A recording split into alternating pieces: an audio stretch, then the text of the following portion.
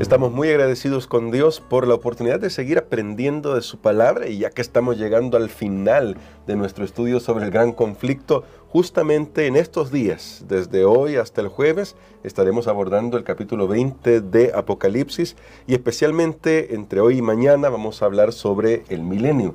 Un tema muy interesante, y se va a dividir en dos porque vamos a ver un poco, a explorar la idea de qué sucede durante el milenio en esta tierra, para que la Biblia nos ayude a aclarar estas ideas, y qué sucede, eso se verá el día siguiente, que con el milenio en la morada de Dios, lo que llamamos el cielo, quiero decir, el cielo, donde Dios mora.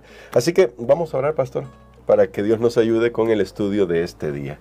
Querido Padre, gracias te damos por tu palabra, porque hemos crecido mucho en la comprensión de la historia de la redención y del gran conflicto durante todas estas semanas que hemos estudiado, y te rogamos que por favor tú nos ayudes a seguir aprendiendo de tu carácter. En el nombre de Jesús. Amén. Amén. Durante esta semana que estamos terminando y que vamos a hablar sobre el milenio, reforzamos el hecho de que estamos terminando este folleto porque además queremos recordar a nuestros hermanos y amigos que no dejamos de estudiar la Biblia. Ya tenemos el nuevo folleto. El nuevo folleto va a hablar sobre el libro de Marcos, el Evangelio de Marcos, y es un evangelio muy lindo que espero que querramos estudiar. Así que si usted todavía no tiene su folleto, acérquese a nuestras librerías, a cualquier librería adventista en nuestro país, El Salvador, YADPA, o donde nos escuchen, una librería adventista, para que usted tenga este folleto y pueda estudiarlo. Ya las iglesias ya deben hacer esta provisión para que esté en las manos de cada uno, porque queremos estudiar la palabra de Dios. Amén. Así que hoy vamos a hablar sobre el capítulo 20 de Apocalipsis, pastor. Y quiero que vayamos directo ahí, porque en los primeros 3 versículos aparecen algunos elementos que seguramente han cautivado la imaginación de muchas personas, y esto pues ha dado a que se den interpretaciones diversas, pero queremos saber qué es lo que la Biblia enseña sobre el tema del milenio aquí en este planeta. Así que vamos a comenzar con los primeros 3 versículos de Apocalipsis 20. Dice así: vi a un ángel que descendía del cielo con la llave del abismo y una gran cadena en la mano, y prendió al dragón, la serpiente antigua, que es el diablo y Satanás, y lo ató por 1000 años, y lo arrojó al abismo, y lo encerró, y puso sus sellos sobre él, para que no engañase más a las naciones, hasta que fuesen cumplidos 1000 años. Y después de esto, es decir, después de los 1000 años, debe ser desatado por un poco de tiempo. En estos 3 versículos, pastor, hay mucho contenido seguramente. Así que queremos que nos ayude a comenzar a explorar ¿qué es lo que sucede una vez que el Señor Jesús viene por segunda vez y comienza este periodo que llamamos el milenio? Muy bien, creo que es bien importante que nosotros consideremos, hermano Gerson, la continuidad del relato que hemos estado estudiando en el libro de Apocalipsis, para que veamos realmente dónde está situado también esto que tiene que ver acerca de los 1000 años, o ha sido llamado milenio. Ya hemos explicado antes, la palabra milenio no aparece en la Biblia, pero simplemente hace referencia, es para reducir o para hacer más corto la expresión, los 1000 años, que sí están claramente mencionados aquí en la palabra de Dios. ¿Qué tenemos antes de Apocalipsis capítulo 20? Tenemos la descripción de la venida de nuestro Señor Jesucristo. Apocalipsis capítulo 19 lo hace bien claro, y entonces, bueno, cuando vamos un poco más atrás, notamos desde el capítulo 16, donde capítulo 15 o 16, donde caen las plagas, ya no hay intercesión en el cielo, vemos pues sobre esta tierra los juicios de Dios que son representados por las plagas. Luego venimos al capítulo 19, ese tiempo entre el cierre de la gracia y la venida de Cristo, nosotros no sabemos cuánto tiempo es, pero sabemos que será muy breve. Ya la Biblia lo decía, ya los justos han sido sellados y están esperando a su Señor de paso. Yo les invito a consultar el libro que hemos estado promoviendo este trimestre el conflicto de los siglos, porque hay una descripción maravillosa, cómo es ese tiempo de angustia. Aunque los santos están sellados, hay un tiempo de angustia llamado el tiempo de angustia de Jacob, donde los impíos ponen una fecha para la muerte de los hijos de Dios.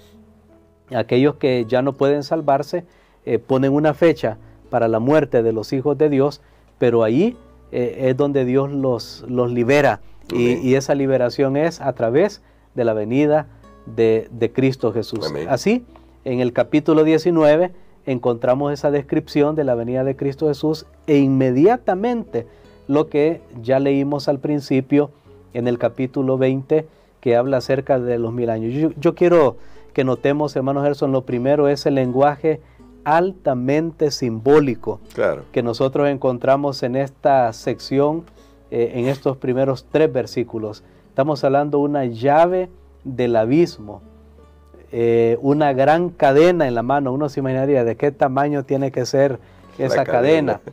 Dragón, serpiente. Luego explica la simbología y dice, es el diablo y Satanás, para que no nos quede ninguna duda. Luego dice, lo ató, lo arrojó al abismo, lo encerró, puso un sello sobre él.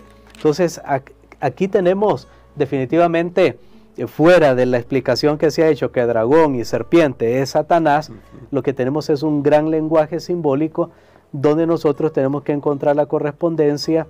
¿Qué está queriéndonos decir?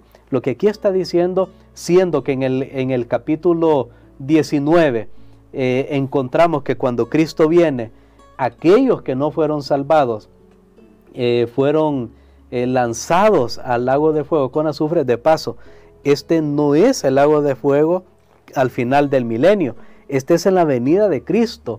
¿Sabe que los primeros adventistas se estuvieron un poco intrigados sobre esta mención del lago de fuego de Apocalipsis 19 y el versículo 20, con el lago de fuego que se menciona en Apocalipsis 20 y el versículo 14? Y decían, bueno, ¿cómo va a haber un lago de fuego antes de la venida de Cristo y un lago de fuego después de la venida de Cristo? Y efectivamente está hablando de 2 momentos diferentes, porque cuando Cristo viene, los impíos son destruidos. Así que imagínense, van a tener que sufrir doblemente. Son destruidos. Los que estén vivos en ese momento a la venida de Cristo son destruidos, y se representa que son lanzados al lago de fuego junto con la bestia, con el falso profeta, y al final del tiempo vuelven a ser destruidos. Ahí vemos cuánto Dios, al final del milenio, vuelven a ser destruidos. Ahí vemos cuánto Dios realmente su justicia rechaza el pecado. Todo lo que hemos estado estudiando, la adoración. Entonces, una vez hemos establecido, hermano Gerson, para resumir lo que hemos dicho en estos primeros momentos, es que Apocalipsis 20 debe ser visto a la luz de la secuencia histórica. Claro. Debe ser visto a la luz para no pensar, bueno, ¿esto en qué momento será? ¿Ya pasó? ¿O de qué se trata? Está pasando. Viene toda una secuencia histórica.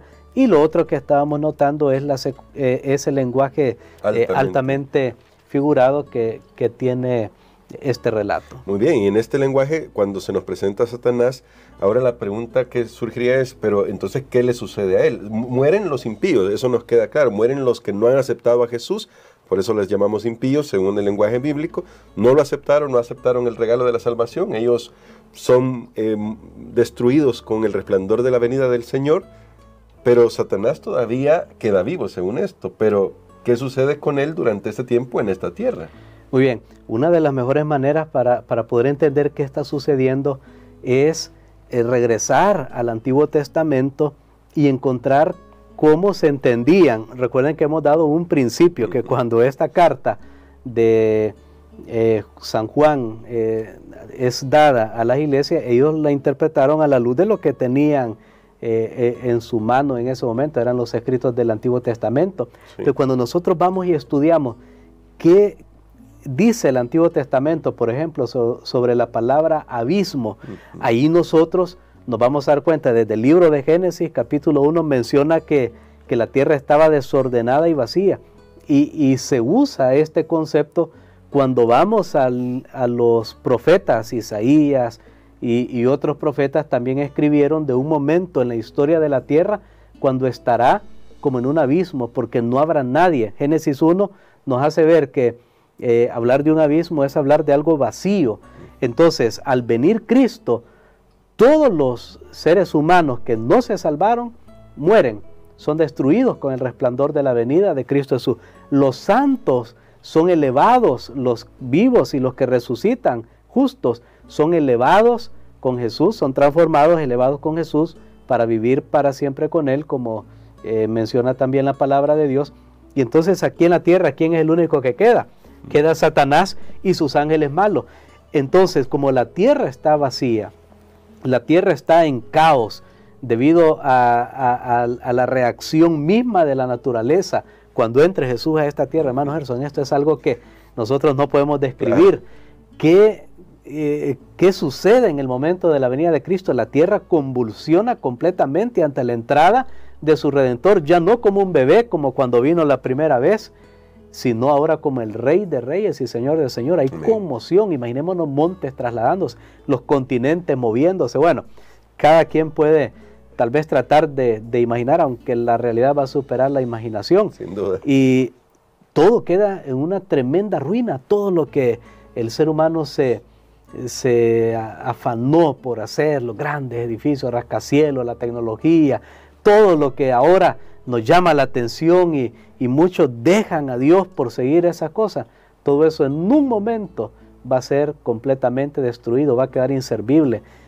Ningún ser humano va a quedar en esta tierra. Allí inicia ese periodo de los 1000 años. Entonces, ¿quién queda? Simplemente Satanás y los ángeles que lo siguieron en la rebelión a él. Muy bien, entonces significaría que como él no tiene a quien engañar más, esa es su atadura, ¿no? Él no puede hacer más con los seres humanos. Pero ahora quiero ir a una pregunta. Durante este periodo, por lo que vemos entonces queda claro, no hay nadie aquí y no hay un milenio de prosperidad como algunas personas incluso han llegado a creer. No hay un periodo en el que se va progresando, simplemente es la destrucción de este mundo tal como lo conocemos ahora, el vacío, el desorden y el vacío del principio. Y ahora pregunto, ¿cómo revela esto el carácter de Dios en cuanto a que nosotros hemos afirmado que es amor? Para terminar nuestra reflexión, no con solamente ver que va a quedar esto destruido, sino cómo revela esto que Dios es amor.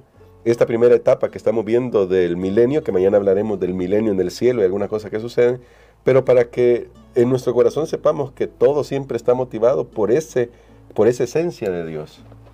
Bueno, es bien interesante. Dios al principio del caos, Él sacó orden y propósito y belleza. Satanás del orden de la belleza lo lleva al caos. Vemos que hay una reversión de lo que sucedió en la creación. Así que eso es lo que hace el pecado. El pecado, aunque aparenta tener éxito y aparenta construir, lo que está haciendo es destruyendo. Entonces Dios deja a Satanás durante 1000 años con sus ángeles malos solos aquí en el planeta Tierra para que ellos mismos vean, reflexionen, piensen en lo que ha causado su rebelión. Mira que Dios ve que no es necesario un día, una semana, 100 años, no. Dios ve que es necesario 1000 años para ablandar, voy a usar mis palabras humanas, ablandar ese corazón rebelde que se levantó contra Dios en el cielo y que continuó la rebelión en la tierra, porque aquí hay algo bien tremendo. Ahorita Satanás está tan ocupado que no le queda tiempo de reflexionar. Es más, está autoengañado y él cree que ya se engañó tanto que él cree que está en lo correcto, aunque él sabe que no es así, pero está autoengañado. Y está tan ocupado que no le da chance, no le da tiempo de ver. Dios permite ese tiempo de reflexión porque probablemente lo estudiaremos más adelante, después del milenio, cuando son resucitados los impíos que murieron de todas las épocas.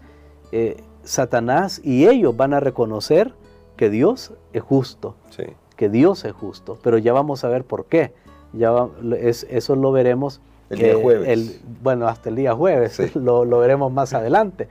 Entonces, pero ahora él está tan ocupado. Y sabe que otra cosa, hermano Gerson, es que esos 1000 años sirve como un periodo también de testimonio de que si se hubieran obedecido los mandamientos de Dios, las órdenes de Dios, incluso con relación a la tierra, no hubiera habido un caos en la tierra como tenemos ahora, porque en esos 1000 años, ¿qué creen ustedes que va a pasar? La vegetación, lo que ha quedado, ¿verdad? Va a volver a restaurarse, como la pandemia, por ejemplo, nos mostró que casi ese año que todo permaneció cerrado o semicerrado y la naturaleza comenzó a retomar su lugar.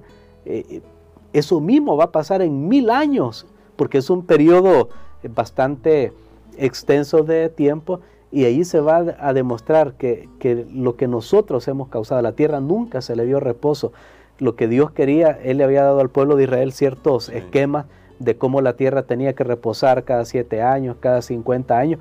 Pero bueno, todo eso va a servir. ¿Cómo se muestra el amor de Dios para nosotros? Bueno, Dios en este periodo, Él lleva a sus hijos para que estén con Él en ese periodo de 1000 años. Dios permite que el mal coseche su fruto. ¿Sabe que eso es parte del amor de Dios? Sí. Permite que el mal coseche su fruto. Pues si Dios fuera un autoritario, si Dios fuera un déspota, Él de una vez cortara la rebelión, pero quedarían dudas. Dios permite que el mal dé su fruto hasta lo máximo que puede dar, para que nunca quede duda en la mente de alguna persona. Bueno, ¿y será que Satanás tenía razón? No, nunca va a quedar duda. Hasta él mismo se va a dar cuenta después de una pausa que él está equivocado. Y otra cosita más,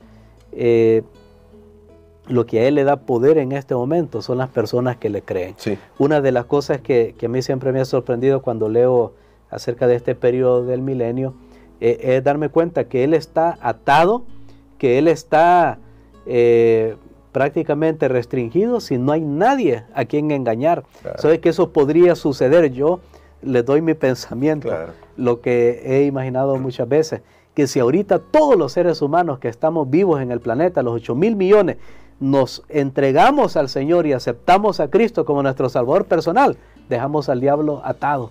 No tiene más que hacer, porque ya nadie le haría caso, pero quiere decir que es el ser humano el que le da aún más poder a él, el ser humano rebelde, el que no acepta el mensaje de salvación que Dios tiene. Entonces, son algunos pensamientos que uno puede extraer al leer estos pasajes. Así es. Bueno, quedémonos pendientes porque el día de mañana vamos a continuar, porque todavía quedará una pregunta: ¿y qué va a pasar con los santos que se han ido con Jesús en la segunda venida de Jesús? De eso hablaremos el día de mañana. Pero hoy, pastor, ayúdenos con una oración para que podamos comprender que el gran plan de Dios nunca va a ser la aniquilación de la humanidad, pero que finalmente en su amor va a tener que ponerle fin a esto, porque el pecado no puede seguir nada más. Amén. Padre, te damos gracias, Señor, porque nos has dado una vislumbre del futuro. Sabemos que habrá un gran momento de dificultad en esta tierra, que habrá un periodo de lucha final entre el bien y el mal. Y te agradecemos, Padre, porque toda la visión que tenemos ahora es de que el bien triunfará, que el mal, que ya fue derrotado en la cruz del Calvario, efectivamente será derrotado en la persona misma del causante del pecado. Gracias, Señor, porque tú envías este mensaje para que nosotros podamos estar del lado correcto. Ayúdanos para entregar nuestra voluntad y para entregarte nuestras vidas a ti ahora, en el nombre de Jesús. Amén. Amén.